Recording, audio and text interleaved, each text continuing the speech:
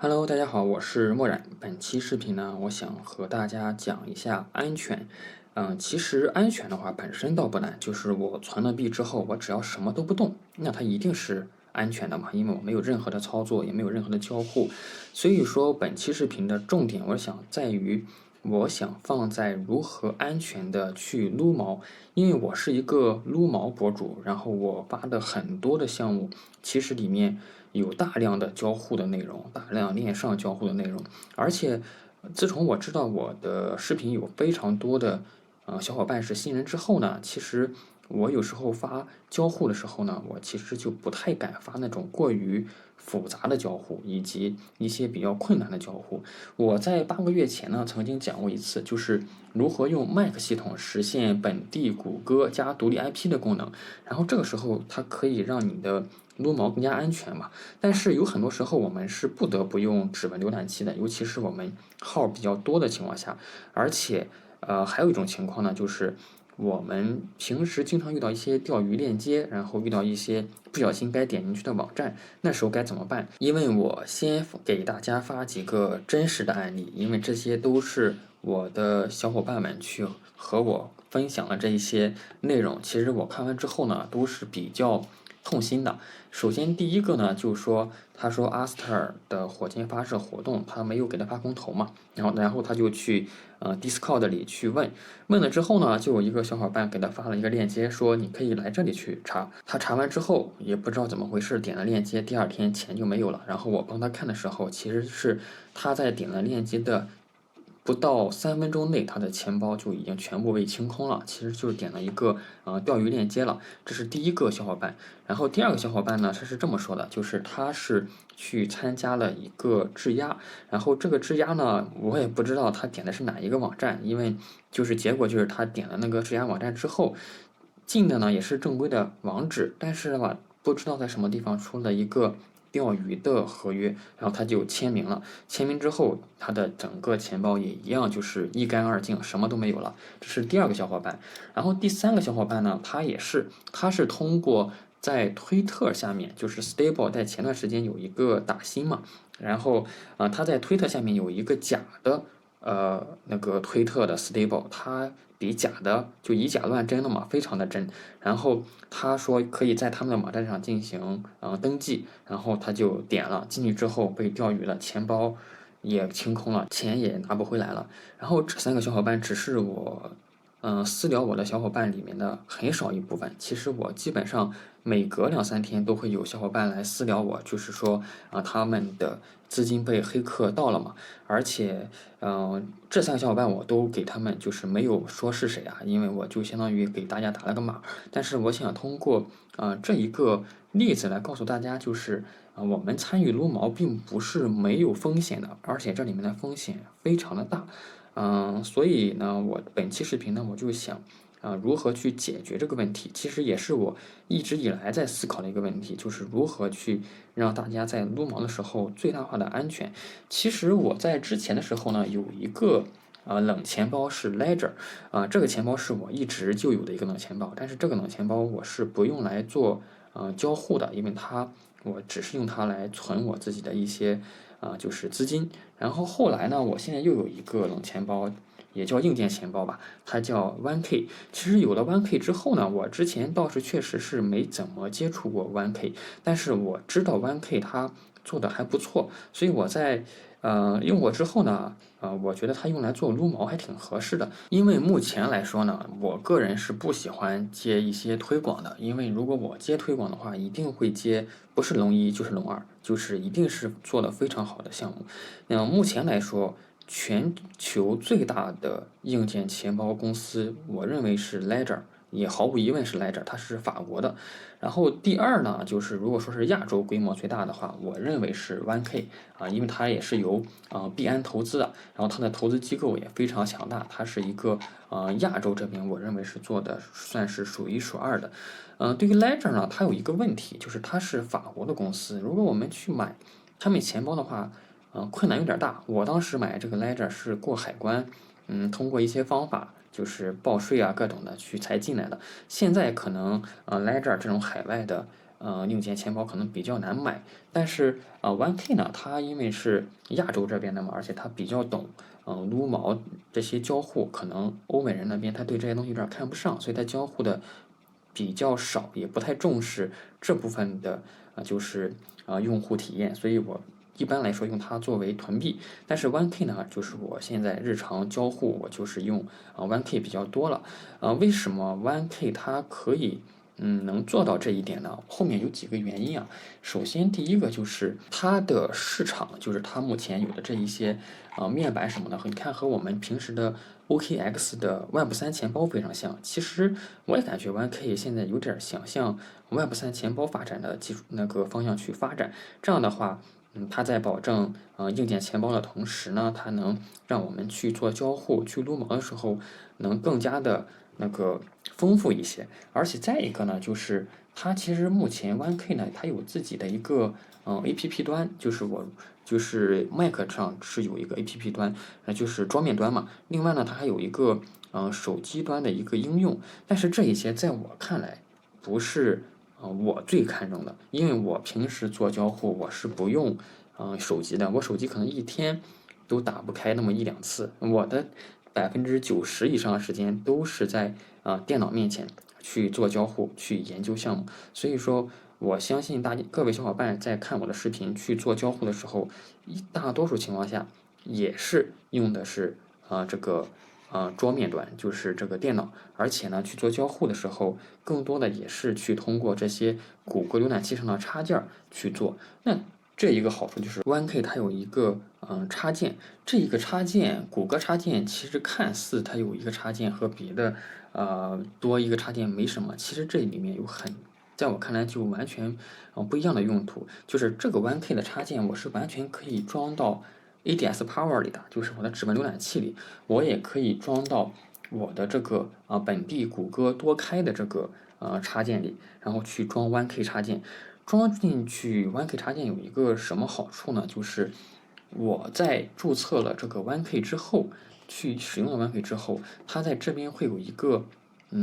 小的一个图标，然后这个图标呢，它点开之后它就会显示这一个网站就是已验证，而且有一个验证时间是11月22日，就是保证我们这个网站是没有问题的。其实我总结一下刚才那3个小伙伴的一个共性啊，就是首先第一个就是在不该点的地方点了链接，但是这一个很多人都会中招，包括我也不知道什么时候，如果这个网站本身被黑客攻击了，被黑客篡改了，那我也无能为力。这是第一。第二呢，就是这个网站本身有问题，就是它可能不是一个真实的网站。比如说我打开的这个叫 PancakeSwap 这个很大的一个网站，它有可能是一个 PancakeSwap，它给你多加一个 e 或者多加一个 k， 或者说把一个 c 呢变成一个 a， 你根本看不出来。那在这种情况下，它就相当于篡改了这一个网站嘛。那这种情况下，这一个小球它就可以就是提前的发现问题。这是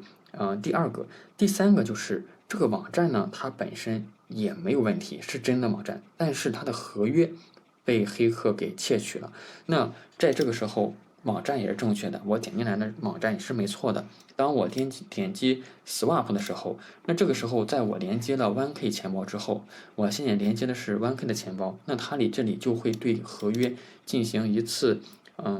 就是相当于是一次检查，就是检查这个合约是否有问题。而且呢，我如果之前交互过的话，它也会提示我交互过，就是这个合约本身有没有问题，它就会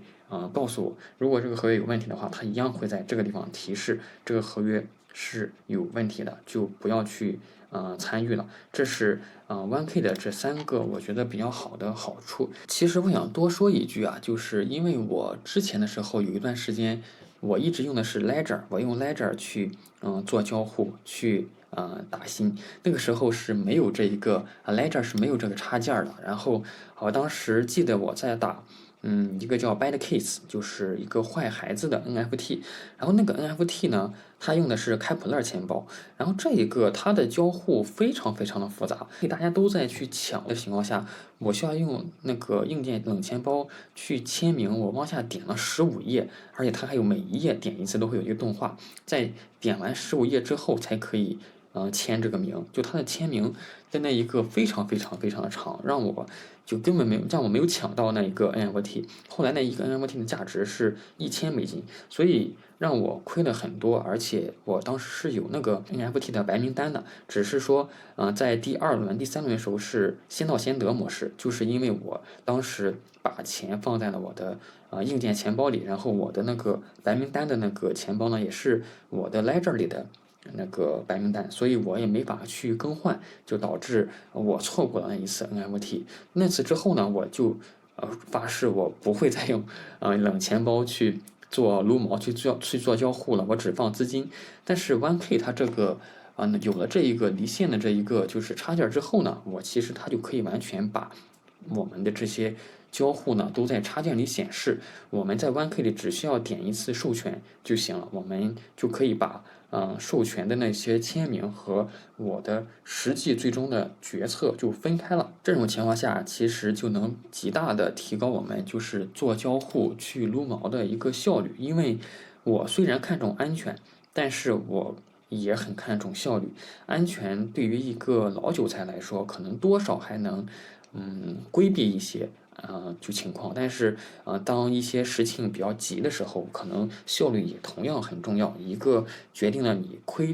多少钱，一个决定了你能赚多少钱。开源和节流在我看来是同等重要的。当然，对于新人而言，我认为安全是最重要的，其次才是效率。如果你在最开始安全把握不好的话，可能一波黑客把你盗走，你就退圈了，你就觉得币圈全都是黑暗森林，然后就丧失了信心，就离场了嘛。其实这也不是我想看到的，因为我觉得币圈总体上机会还是比较多的嘛。所以我觉得大家如果是真的想在币圈留下的话，倒不妨可以用 OneK 去试一试。因为其实 OneK 在前段时间确实是给了我一个权重，就是使用我的邀请码墨染，你可以获得一个95折的折扣。而且在大家下载 OneK APP 呢，或者说是在注册 OneK 的那个账户的时候，可以使用我的推荐码，也是墨染，就是一个是购买码，一个是推荐码，这两个都是墨染。你使用墨染的话，都可以获得相应的返佣，一个是5%的，就是95折的硬件的折扣，一个是就是我在链上用 OneK 做交互的话，就和OK 的 Web3钱包一样，就是我有一个10%的一个返佣，这个是我觉得还不错的，大家可以去用。当然我说回来，因为我个人是不是非常的喜欢去做一些非常明显的一些推广，只是我个人觉得用下来确实是能让我的撸毛更安全，尤其是对于新入圈的小伙伴更安全。你如果只用非常少的一个钱，可能不到$100，甚至几十美金的一个资金量去买到一个钱包的话，那总比你以后在某一天一下子亏了几百美金，甚至是几千美金，那我感觉可能更划算一些。而且很多人可能觉得硬件钱包是智商税，其实对于我来说呢，我这种老韭菜其实硬件钱包用的比较少，然后冷钱包用的比较少的情况下，我也不是很赞同这种说法。因为智商税这个东西在我看来只是一个信息差的差别。如果说你新入圈了，你没有这里面的信息差，你自己确实做不好，那你确实就需要这种东西去帮助你，去辅助你。所以我感觉没有所谓的好坏之分，只是你在某个时期你需要它，那你可以用它。如果你觉得某一天你已经很厉害了，你完全可以自己去创造冷钱包，而且你还能保证你的这个自己创造冷钱包不会损坏，坏了之后还能找回。那我觉得你如果厉害的话，也可以这么去尝试。不过我个人到现在为止还没有这么试过。而且对于一些OneK 冷钱包的具体的操作，我就不想在本期视频去详解了，因为其实像这种很多网上我们去搜的一些开箱的视频啊，然后一些箱子里有什么卡片啊，怎么去弄助记词啊，其实这些东西在我看来非常的简单。然后哪怕你不看其他人的教程，你自己去跟着 OneK 他们的一步步的操作，你也知道这里面是什么东西，我也就不想在这去一步一步的和大家去介绍如何去操作了。但是我只是站在一个撸毛的角度上去做链上的角度上去分析这个项目，去分析这一个产品的话，我是建议大家可以去考虑购买一件的。本期视频内容就是这些，谢谢大家。